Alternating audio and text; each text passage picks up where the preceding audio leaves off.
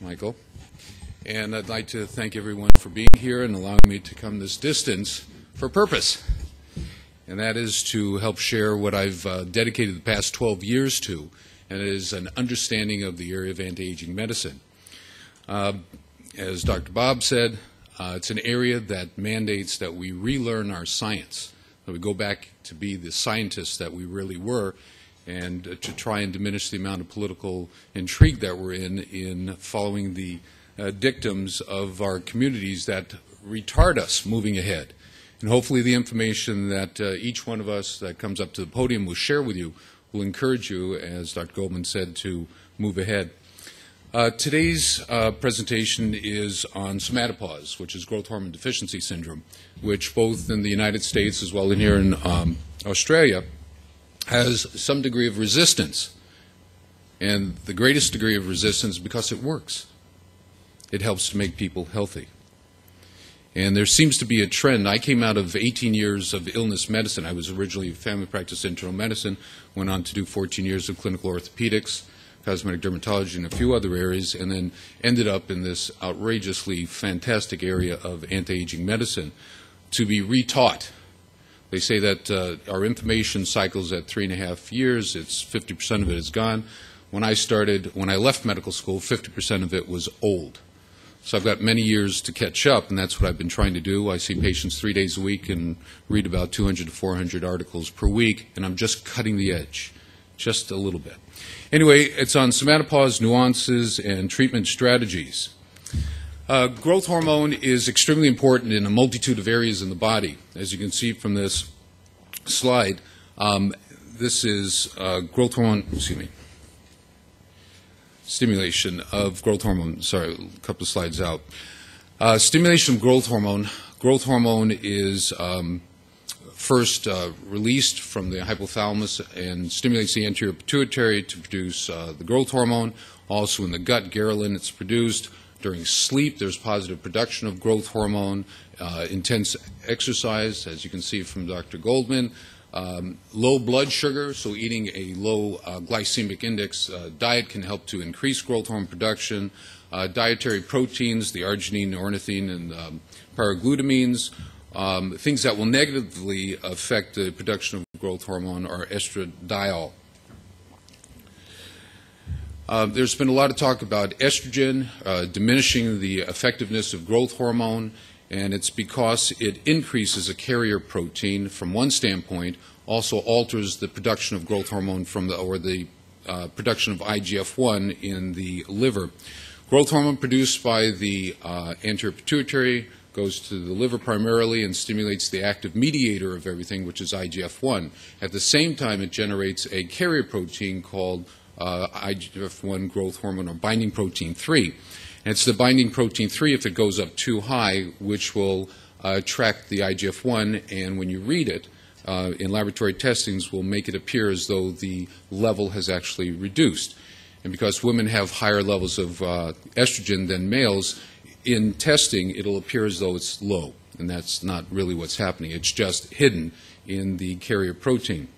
Our technology today only allows us to measure the free-floating growth hormone, or IGF-1.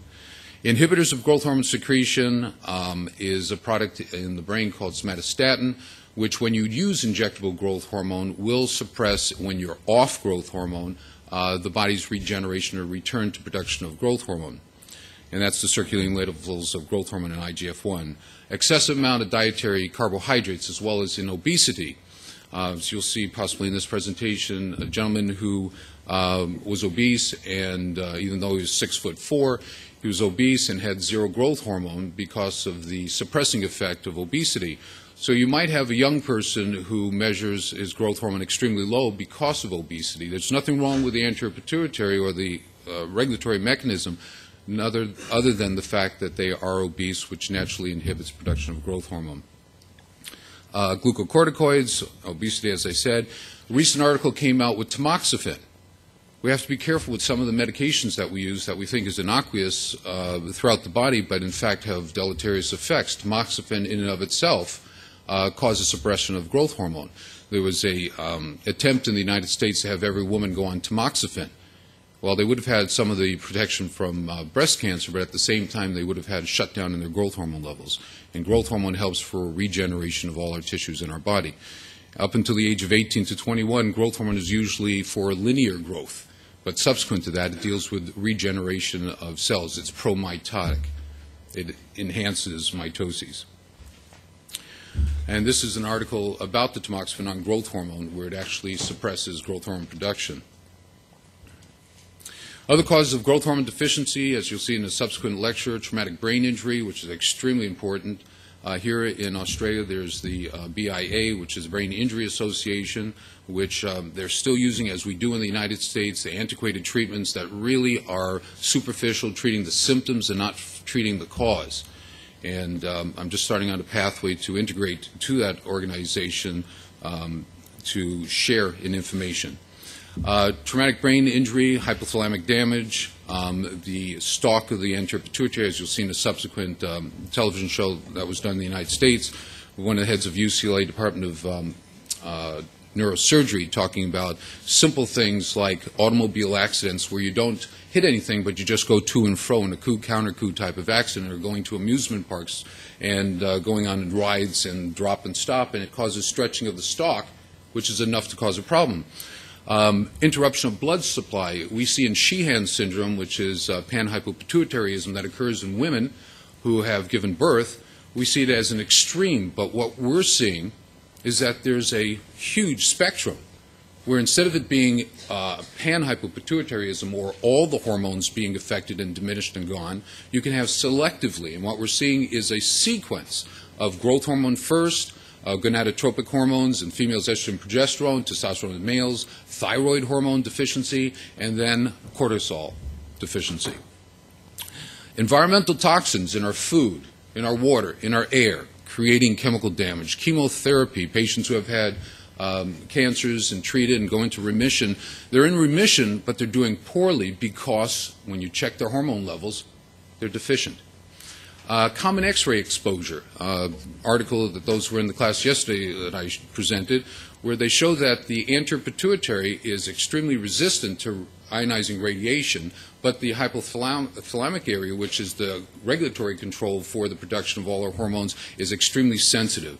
So when we get dental X-rays, or we go and get a skull X-ray, or we go for that CT scan, we're in fact exposing ourselves to radiation. And here I understand because of the ozone layers, you're being exposed to more natural radiation. All ionizing radiation is a potential for causing damage to the regulatory system of the hypothalamic pituitary axis. You still can make the hormones, but you're not releasing them because the signaling mechanism is broken. There was a pediatrician who was looking at why his population of adolescent patients were so deficient in hormones. And he went back and looked at the neonatal records, and he found that almost everybody who had a hormone deficiency had some form of neonatal trauma, whether or not it was low forceps delivery, inversion, rotation, or cord around the neck. Anything that led to a perinatal insult was enough to cause a drop in hormone production. This is another form of non-traumatic traumatic brain injury. And this is, again, the radiation-induced reduction of hormone production. This is growth hormone deficiency. It seems that, again, in the order, any kind of trauma, radiation, toxins, chemotherapy, growth hormone is first, then gonadotropic, then thyroid, and then cortisol. One of the most challenging things that we have in the United States, and I'm understanding from speaking with a lot of you physicians here, is that it's the same thing in Australia, making the definition of deficiency versus insufficiency. My personal feeling is that we have put the bar too high in order to make that diagnosis of deficiency, when I think that the majority of us are deficient from our life's histories, are playing rugby, football, as children, falling while learning how to walk, roller skate, bicycling, and so forth. And we're all walking around with some degree of hormone deficiency. As with Sheehan's, it's not an extreme, it could be small amounts of it. It might not be all the hormones, but partial. I, at the age of 4, had head trauma. It wasn't until 34 that the impact of that really started to affect my mentation, my physicality, and my physical presence, and at 46 had the testing which disclosed that I was deficient in 4 hormones.